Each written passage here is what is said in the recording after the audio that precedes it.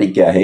Electric field intensity dipole के कारण किस पोजीशन पे निकालनी है? Equatorial position. इक्वेटोरियल पोजीशन को ब्रॉड साइड पोजीशन भी कहते हैं। सबसे पहले हम डायग्राम को देख लें। ये पॉजिटिव क्यू, उतना ही निगेटिव क्यू। बात क्लियर?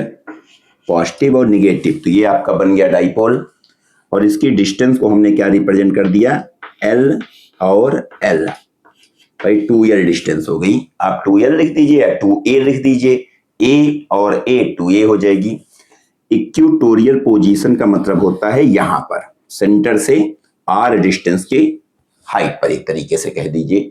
यहीं पे आपको क्या निकालनी? इलेक्ट्रिक फील्ड इंटेंसिटी निकालनी है।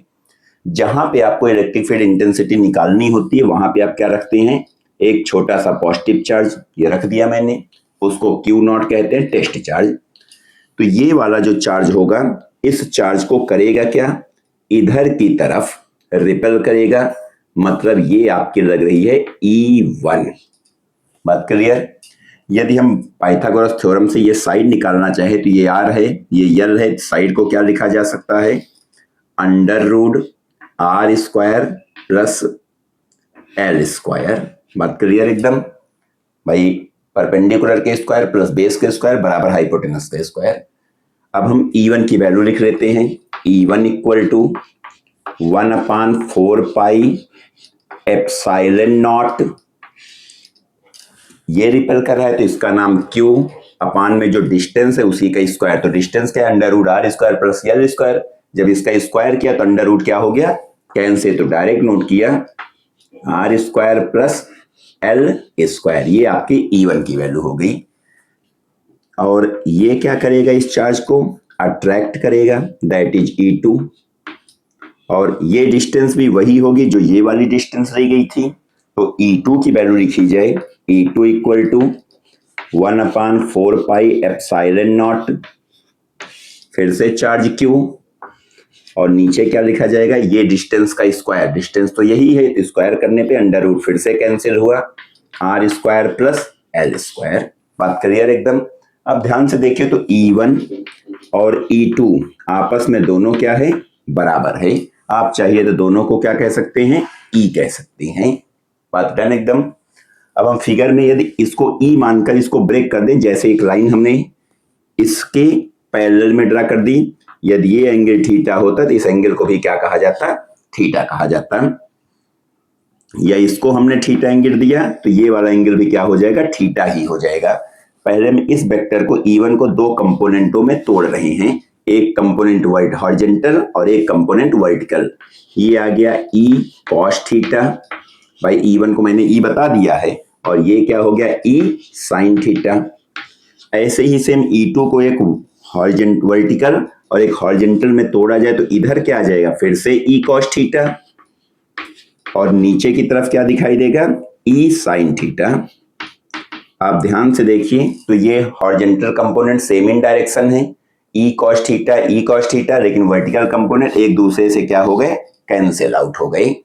तो हॉरिजॉन्टल कंपोनेंटों का टोटल ऐड कर लें तो नेट इलेक्ट्रिक फील्ड आ जाएगी E नेट बराबर, टोटल निकालने के लिए हमने क्या किया? हॉरिजॉन्टल कंपोनेंट दोनों आपस में ऐड किए तो लिख दिया 2E cos थीटा। बात क्लियर? तो 2 नोट किया। E की जगह पे कोई भी एक वैल्यू, चाहे E1 चाहे E2, दोनों सेम ही है। तो 1/4 pi epsilon not Q R square plus L square into cos theta. cos क्या होता है? जैसे यहां पे निकालते तो ये हो गया आपका ट्रायंगल। इसमें यदि आपको cos थीटा निकालना होता तो बेस मतलब L, और ये हाइपोटेनस, तो L अपान अंडर रूट के अंदर R square plus L square जाए तो 2QL 1/4 pi epsilon. E net निकल रहा है, टोटल क्या निकाले? E net. तो 1/4 पाई एप्सिलॉन नॉट, ये तो नोट कर लिया हमने ये टर्म। तो 2QL क्या लिखा जाएगा? इसको डाइपोल मोमेंट P लिख दिया जाएगा। P इक्वल टू 2QL बताया गया था। और नीचे देखिए लिखा है R square plus L square, इसकी पावर 1 है। इस R स्क्वायर L स्क्वायर में अंडर रूट लगा है, मतलब पावर 1/2 है। तो ये 1 और ये 1/2, तो टोटल क्या हो गए? 3/2। पावर हमने ऐड कर ली तो R square plus L square की पावर, टोटल पावर क्या लिखी गई, 3/2। बात क्लियर। फिर हमने कहा एल स्क्वायर मेरा क्या हो जाएगा, वेरी स्मॉल डिस्टेंस होने के कारण नेग्लेक्ट। जब इसको नेग्लेक्ट हमने कर दिया तो कुल मिला के बचा क्या, 1/4πε0 ऊपर p, नीचे आर स्क्वायर की पावर क्या लिख दी गई, इंटू 3/2। ये 2 से 2 क्या हो गया, कैंसिल। तो पूरा डेरिवेशन का फार्मूला क्या आया, 1/4πε0 p/r की पावर 3। बात क्लियर एकदम। ये आपका इक्वेटोरियल पोजीशन पर क्या कहलाएगा, इलेक्ट्रिक फील्ड इंटेंसिटी की फार्मूला 1/4πε0 p/r3।